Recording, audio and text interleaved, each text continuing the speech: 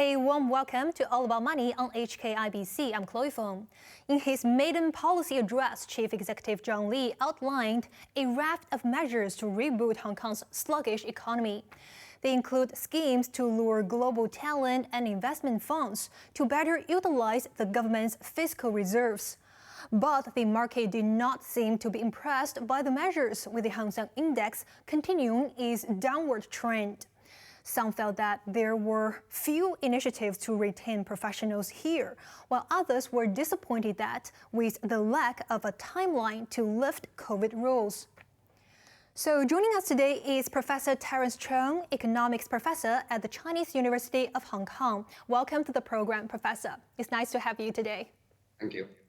And first, I want to know your overall impression on Mr. Zhang Li's policy address.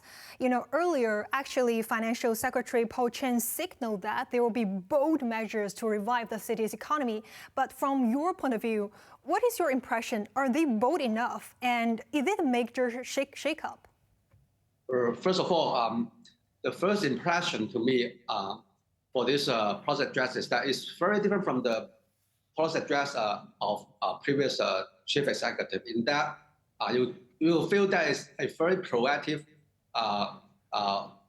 policy address with, you can see his heart of promoting Hong Kong economy. So in the policy address, you can see that we have a lot of measures to recruit talent globally, proactively. We also have a lot of measures to raise funding from outside and to attract a company to come to Hong Kong.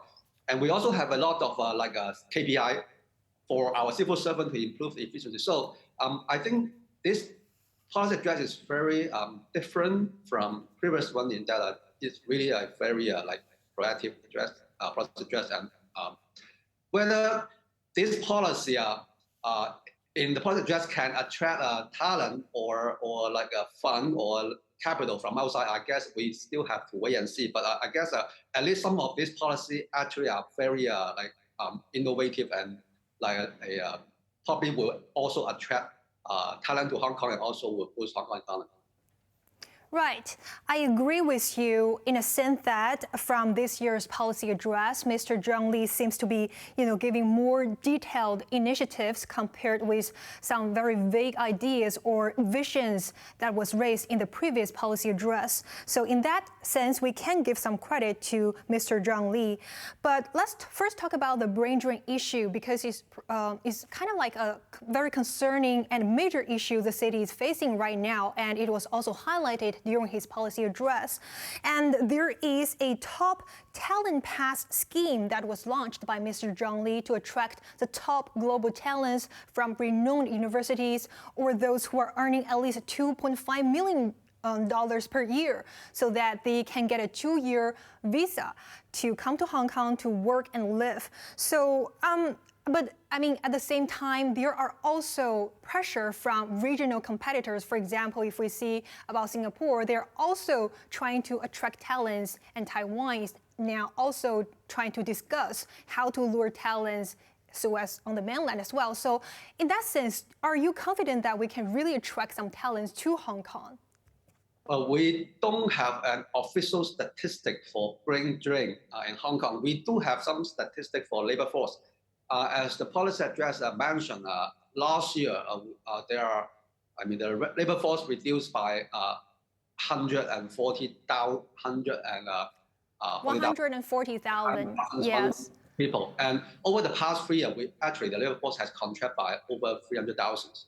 And this is due to a wide variety of reasons, not only because of people leaving Hong Kong, because we have an aging society really like Singapore and other similar economy.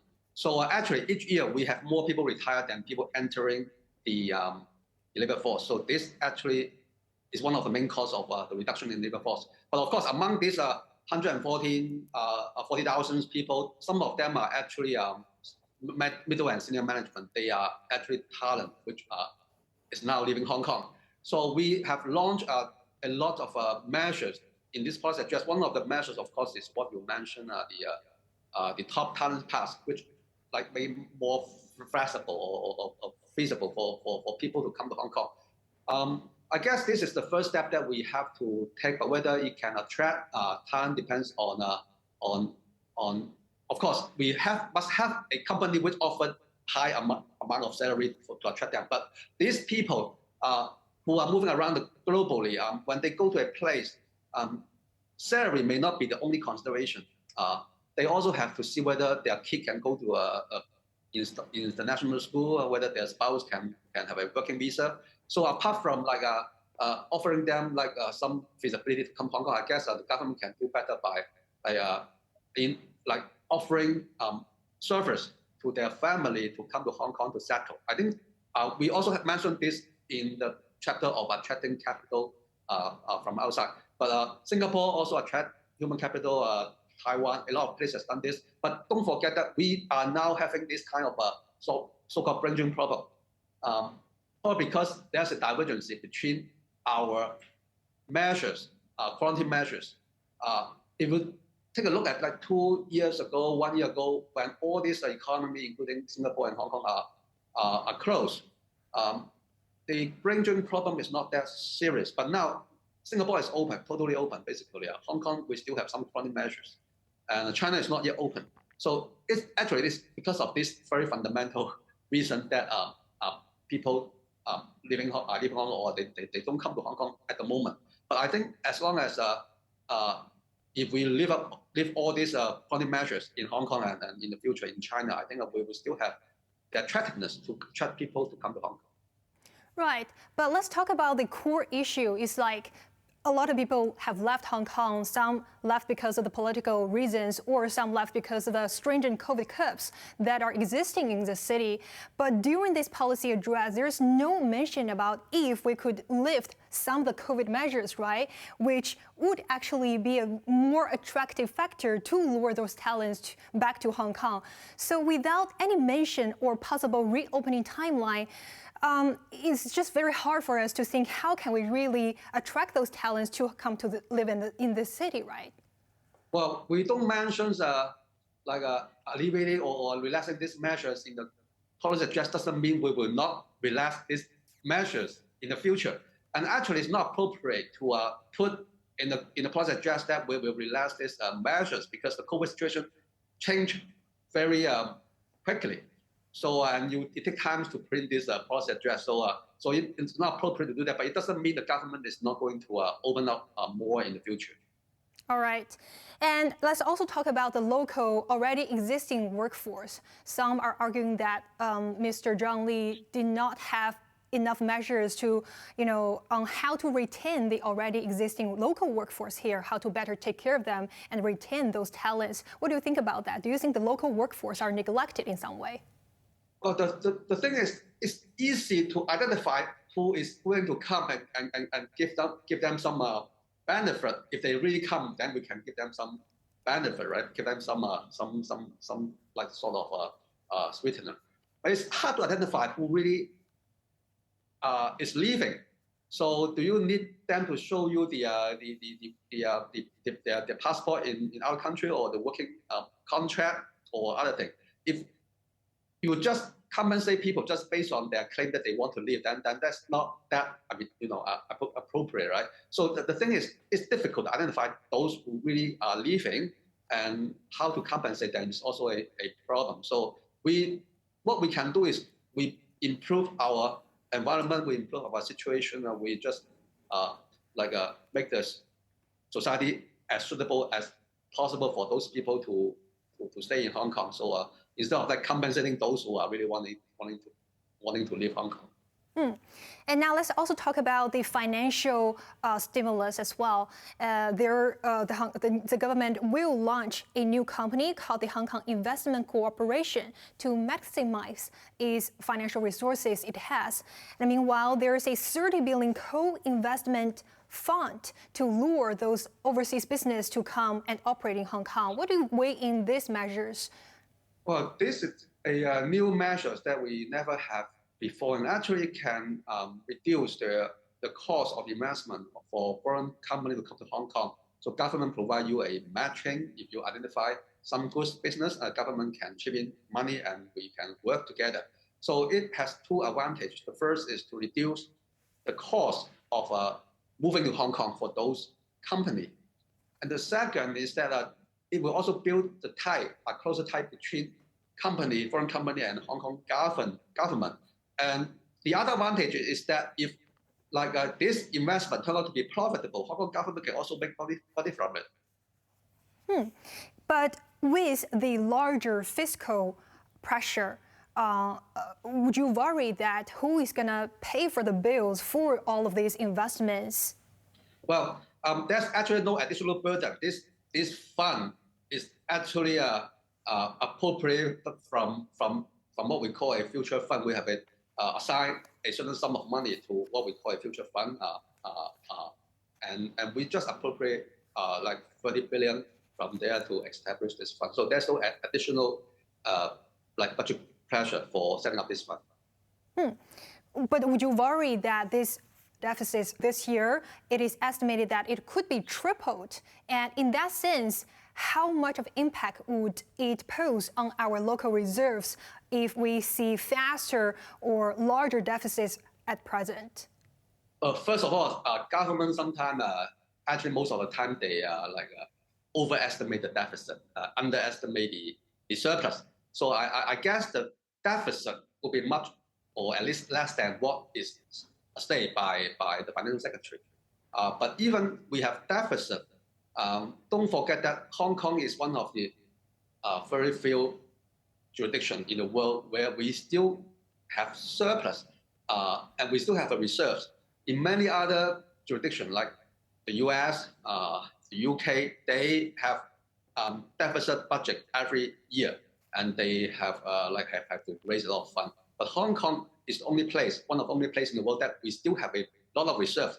So I don't see whether, I don't see there's a very urgent, it's a very pressing for Hong Kong to keep our reserve at a very high level. Of course, we still have a lot of measures. When we don't have enough money, we can issue bonds. And at the same time, if we issue bonds, we can develop the bond market in Hong Kong. So I'm not that concerned about the financial reserve situation of Hong Kong, because we are already much better than a lot of jurisdictions in the world. All right, well, let me stop you here, Professor. We'll take a short break for now. Coming up next, we'll change our focus on the local property market as well as Hong Kong's vision as INT hub. So do stay tuned.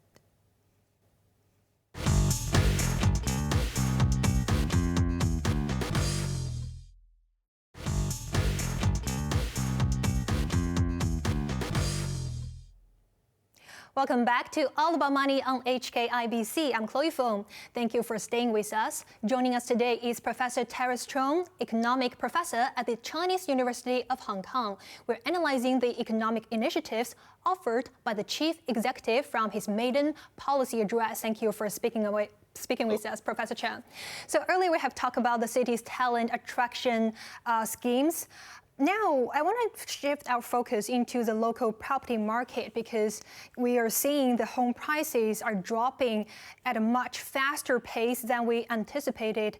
And there are some policy stimulus, including the refund for this extra stamp duty. So would you weigh in this measure in rebooting the local property market? Well, government actually does not have the obligation to boost the property market. It's a personal investment. But of course, if the property market drops too quickly, it will affect the economy. So as what is mentioned by the Financial Secretary, they do have some conditions. When those conditions are met, they will intervene the market. So what they said is that although the property market is dropping, but it's not dropping very quickly. So we can allow for 5%, 10% adjustment. So they call this adjustment, not a drop in the property market. So at this moment, I think it's not. The government says it's not appropriate for itself to remove the measures. So I think we may have to wait until the property market drop more, and the government may do something. But at this moment, I don't think the government will do anything. At what kind of levels do you think that will push the government to offer some more assistance to, to boost the sentiment among the property sector? Well, we have to look at the government official property price index.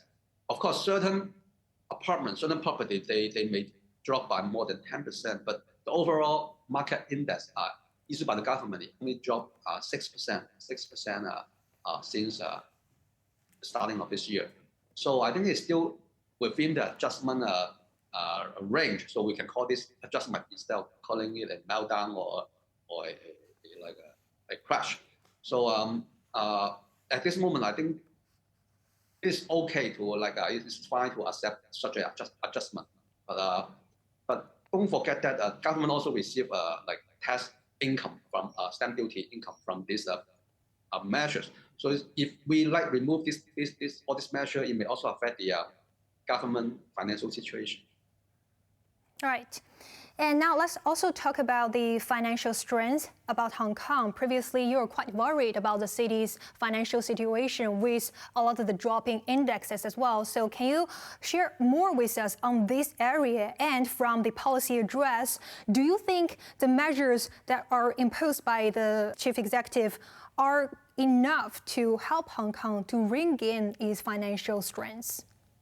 Well, just the Financial Center Index, global CFGI Financial Index, just released in September. The ranking in Hong Kong dropped from number 3 to number 4. We are surpassed by Singapore.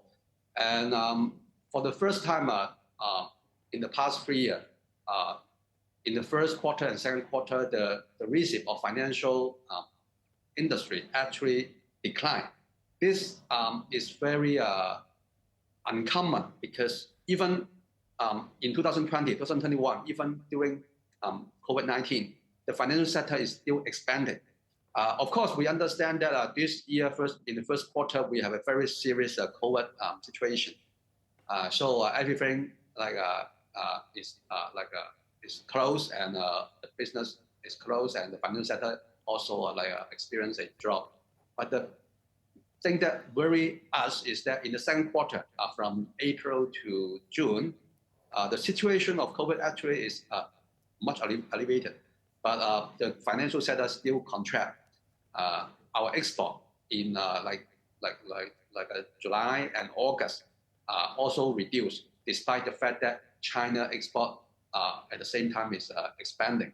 So the economy is contracting, and at this moment, we do not see any sign of improvement yet. Right. And if, for example, because Hong Kong is known as a great getaway to get into the mainland market, and we have the 1.4 billion, population to support the market. But if the mainland China continues the zero COVID policy, would you worry that Hong Kong will face more, concerning downward economic trend later on? Shall this COVID strategy continues? Are you worried about that? Well, of course, over the past 20 years, a lot of our momentum of growth is coming from our connection to China. We receive a lot of tourists from China. We have a lot of capital from China, a lot of business stations in Hong Kong. They also go China to do business. So, but if you look at the statistic in these 3 years after China lockdown, our economy actually is not going up. Actually, the total size of economy shrink by about 10%. So, and if China still close in the coming 1 or 2 years, it's quite difficult for Hong Kong economy to further grow and to expand. Before 1997, Hong Kong also is already a financial center. So before 1997, China is not yet developed compared to what it is now. So we can grow in the past, and certainly we can also find a way out. For example, our stock market, our financial market is still very young compared to London, compared to New York. And we actually haven't explored the market of the Middle East and the market of ASEAN. So we can just as what John Lee said in the policy address, he will proactively go overseas to attract capital to Hong Kong. So I think Middle East and the ASEAN are market that may you may introduce capital from Middle East, and also may introduce some good company in ASEAN to come to list in Hong Kong. So we will still have room to expand. So the thing is that we have to find this possibility. Right, I think it's a great point. And also, I'm glad that you mentioned about some other possibilities, for example, from the ASEAN country. And now the chief executive is also trying, to push Hong Kong to join the RCEP initiative as well. So if Hong Kong can join the RCEP initiative, how much of a difference would it make to the local economy? Hong Kong is already a free port. We don't have tariff on our merchandise trade. So it's actually not attractive for ASEAN or for ASEAN member to take Hong Kong as a member. But don't forget that Hong Kong, apart from being a trade entry port, we also have a big pool of professional people in Hong Kong. So we do have attractiveness to this RCEP member, in that we can open up some of our professional services. For example, if Hong Kong is an RCEP member, we may allow some country in the RCEP to send their doctor to come to Hong Kong to practice medicine. So we do have some advantage to attract an attractiveness in this RCEP membership. But the most important thing here is that if you are joining RCEP, if you are a member of RCEP, we may attract a lot of high-end investment, like the technological development, design, and also the high value-added investment to be put in Hong Kong, because Hong Kong is a part of the ASEAN member, and this can also boost the Hong Kong economy. And also about the Greater Bay Area, the Greater Bay Area, the term was mentioned over 50 times during his policy address. So he also wants to integrate more with Hong Kong into the mainland. And we also have the Northern Metropolis Initiative that could push Hong Kong to develop into an INT hub to connect Hong Kong with, for example, the Shenzhen, the IT hub of Shenzhen. So do you think Hong Kong, for example, the current initiative from the policy address are on the right track? To develop Hong Kong into a technological hub may be a good thing to do, or may just be a wishful thinking, because we may not have the condition that Shenzhen has or Israel has to develop our technological sector. But we actually in this policy address, you can see that John Lee actually know the problem of why Hong Kong still cannot be developed into a technological hub. Over the past 20 years, we set up a science park, we set up the cyber port. We incubate a lot of small companies, put them there, and hope that they will grow into a big business. But most of the time, all this business, their objective is not to produce real product. Some of them may just want to sell the company to an investor, to a venture capital investor, and leave this business. So, and in this policy address, Jonathan actually mentioned that if you can set up a company that actually lead to some certain physical, tangible product, we will support your investment. So he actually know that the major problem of our tech company is that we cannot produce tangible product to sell to the global world. Right, and now we are also trying to ramp up the R&D research funds and to co-invest with the startup, so that probably they will have more financial strength. So thank you so much for your thoughts today, Professor. That's Professor Terence Chong, economics professor at the Chinese University of Hong Kong. And thank you for watching All About Money. We'll be back on HKIBC next Sunday night. Until the next time, please take care.